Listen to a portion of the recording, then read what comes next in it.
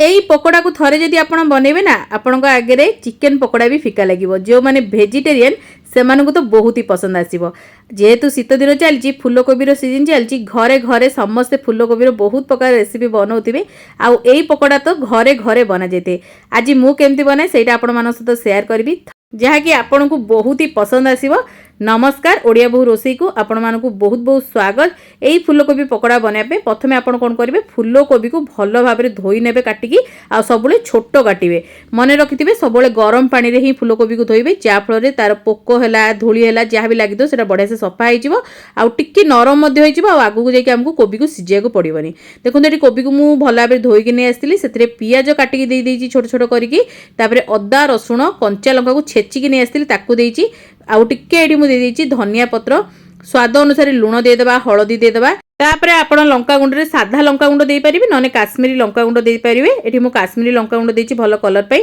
अल्प टिके जीरा गुंड धनिया गुंड भी देइची अल्प टिके गरम मसला ऐड करची आ अल्प टिके चाट मसला ऐड करची सब हमर घरोई मसला रे रेडी हबो किछि बाहर रो मसला ऐड करिबा दरकार नाही। आपण चाहिले गोल मरिच गुंड भी अल्प टिके एठी पकेई परिबे बहुत बढ़िया बासना आसे भलो भाबरे सब जिंस को एमती मिक्स करनबा जेमति कि सब आडे बढ़िया भाबरे कोटिंग हे जिबा हमर कोबी रे मसला गुडीको तापरे 5 मिनिट पई साइड रे रखिनबा आ तापरे आमे एठी ऐड करिबा बेसन बेसन एटी मु 5 स्पून पाखापाखि ऐड करथिली आउ तापरे एठी दबा 2 स्पून चाउलर गुंड चाउल गुंड दबा द्वारा क्रिस्पी बनिबो आउ जदी चाउल गुंड नाही ताले आपण कॉर्नफ्लोर मध्ये अल्प किछि ऐड कर परिबे जेतिके आपण कोबी नेथिबे सेही हिसाब रे एठी कम बेसी करिवे बेसन आउ चाउल गुंड किबा कॉर्नफ्लोर को भल भाबरे देई साला परे एठी मिक्स करिबा आउ अल्प टिके एठी मु रासी देइची रासी द्वारा बढ़िया टेस्ट आसीबो आउ जेतले खाइबे ना तार गोटे फ्लेवर ही चेंज हे जिवो कोबीर जदी नाही स्किप कर परिबे भल भाव मिक्स करनोची अल्प अल्प पानी देके मिक्स करवा जेमती कि गोटे हल्का कोटिंग हम बेसी मोटा मोटा कोटिंग करेंगे मोटा कोटिंग कले खाइबा भल लगे पूरा हल्का कोटिंग जमी हम से भाया ध्यान रखिक बेसन देवे आउ चाउल गुंड देवे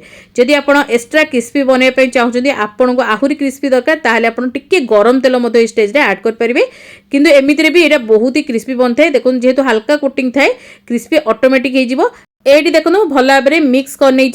कोटिंग आप देखुए केते सुंदर होती तापरे कड़े को गरम करके एठी मु तेल बसई देथिली मीडियम फ्लेम रे गरम हबा पई आउ तापरे एठी मु छाणुची सब बेले मन रखिबे मीडियम फ्लेम रे छाणीबे जादर कि कोबी हमर बढ़िया से सिजिबो ऊपर मध्ये हमर कोबीटा बढ़िया क्रिस्पी हबो। प्रथमे आपण जेले कोबी देबे जमा भी चट्टू मारिबेनी 2 रु 3 मिनिट छाड़ी देबे सेट हेबा पई आउ तापरे ही चट्टू रे एपट सपट करके उल्टेबे नहले तो आपणकर कोबी कोन हबो ना एपट सपट हे जिवो भांगी जिवार चांस अछि नहले तो कोटिंग छाड़ी जिवार चांस अछि तेनु करी आपण एम्ति छाड़ी देबे 1 रु 2 मिनिट पर देखो मुझे उल्टाऊँ देखो कौन कोबी सहित लगिनी पूरा सेपरेट होगी अच्छी तापर आपको भल भाव टाइम देकी 3 रु 4 मिनिट आपको समय लगे मीडियम फ्लेम रे आपको भल भाव क्रिस्पी है पर्यंत गोल्डन ब्राउन कलर है पर्यंत आपको छाणी ने तो ये देखो केते सुंदर भाव आम छाणी आसला कलर देखो केते सुंदर आसी आमे कौन करवा आपको गोटे बड़ छणा साजे आपको काढ़ी ना जमीक तार एक्सट्रा तेलटा काढ़ी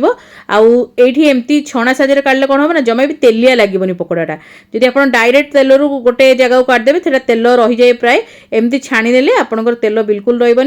तो यहीपरि भाव मु सब पकोड़ा को छाणी नहीं आगुरी भी मो चैनल में बहुत प्रकार पकोड़ार रेसिपी शेयर करछि जदि देखी ना निहाती डिस्क्रिप्शन चेक करेंगे सेठी आपण प्राय जिनस छणाछणी पाइबे आपण एई शीत दिने ट्राए करेंगे जेहेतु मु बेंगलोर रहे आउ एठी बहुत ही ठंडा पड़ी पाखापाखि 16 डिग्री तल को पड़ोची बेले बेले तो एठी यही सब पकोड़ा खाइबारे मते बहुत ही मजा आसुची शीत दिने आपण माने को एरिया रोचंदी आउ आपण माने ए करे एरिया रे शीत केमती पड़लानी निहाती कमेंट रे लेखिया को भूलिबेनी आउ एडी देखो केते सुंदर हमर पकोड़ा रेडी हो गलानी आकु तो मु एबे जाउची चा संगे एंजॉय करबी आपण माने केमती खाती निहाती लिखिबे देखो केते सुंदर पकोड़ा बनी चिकेन पकोड़ा को भी फेल करदेव क्रिस्पी भितर पूरा जुसी होता है कोबीटा आमर आ मसलादार होता है तो खाइबा को पूरा मजा आसी जाता है केमती लागला मोर छोटे रेसिपीटी निहाती कमेंट माध्यम जनइबे भल लगे लाइक करेंगे शेयर करेंगे चैनल नुआ थे सब्सक्राइब करने को भूलें फेसबुक पेज रे देखुले वीडियो को लाइक शेयर करेंगे कमेंट माध्यम आपको मतामत को शेयर करेंगे आउ पेज को फॉलो करने को जमा भूलें आम इंस्टाग्राम पेज को फॉलो करने